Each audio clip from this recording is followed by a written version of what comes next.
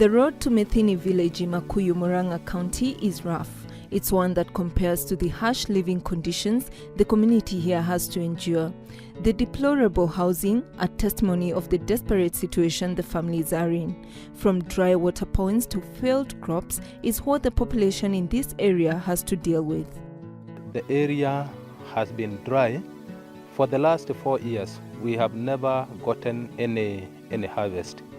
And now, like now in this is a stream whereby we've been getting water, and actually it has been dried up for the last. This is our fourth month. We've never gotten a drop of water from the stream.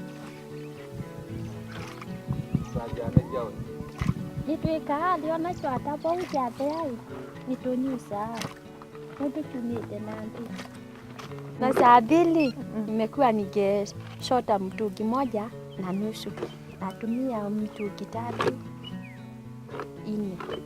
The situation is dire, as told by this 56-year-old man, a father of 10.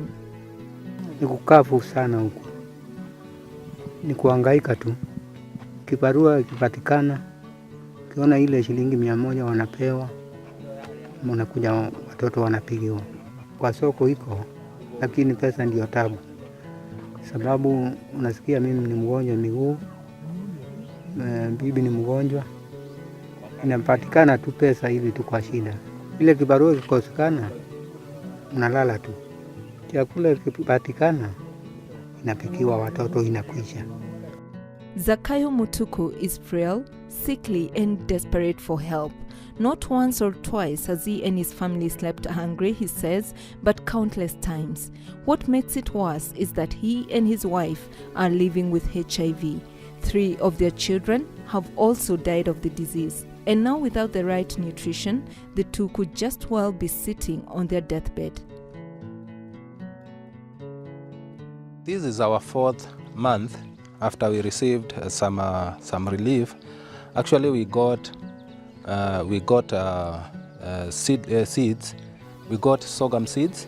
We also got some maize, a DH4 hybrid type of maize.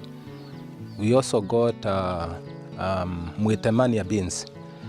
The supply came when it was a bit late, so even after we planted the seeds, they did not do well. You can also see the area. What you can see here, like for example, if you look at this, the sorghum that we got can sustain a bit of drought, and it's only due to the time that it has not performed. If we could have gotten it in good time, it proves that it could have done, at least we could have gotten something.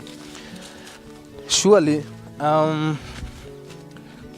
we also got some supply of maize, and also some beans, and a few cartons of oil. So when is the last time they had a good harvest? I pause. Kuna miaka. Hata siwezi kueleza sababu atufunangi. Kuna msuri. Kuna mwaka kama 3 hivi. Mwaka huu wote hakuna chakula. Na hiyo ingine tena hatukupata mafuno.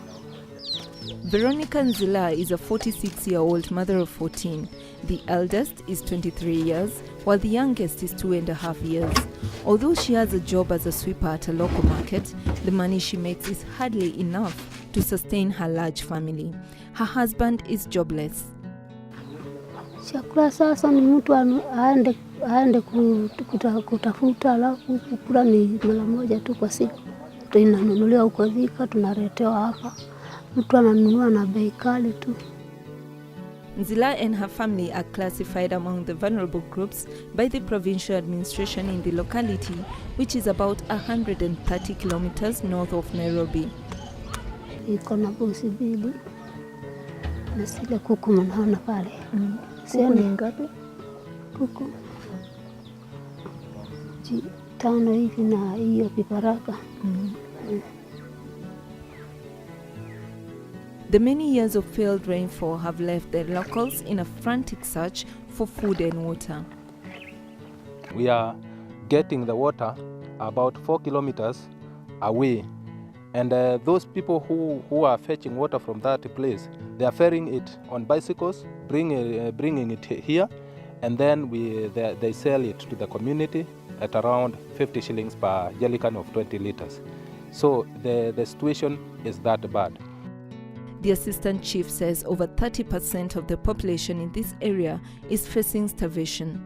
National statistics indicate that 3.5 million people in Kenya are hungry, majority of who are in the northern frontier. The National Council of Churches of Kenya, which is tackling food insecurity in various parts of the country, has urged the government to address the plight of people like Mutuku and Zila, who live in abject poverty and whose lives are threatened by the drought.